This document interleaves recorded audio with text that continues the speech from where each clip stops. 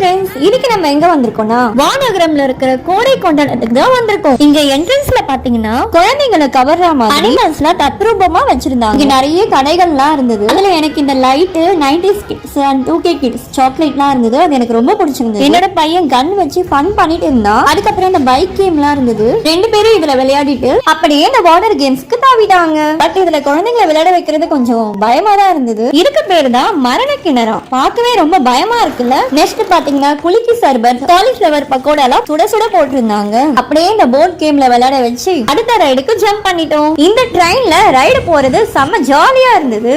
அதுக்கப்புறம் இந்த கார் கேம்ல விளையாடணும்னு ரொம்ப ஆசைப்பட்டாங்க. அதுலயும் விளையாட வச்சுட்டு நம்ம எல்லாருக்கும் ஃபேவரட்டான ஸ்னோ கேம்க்கு வந்துட்டோம்.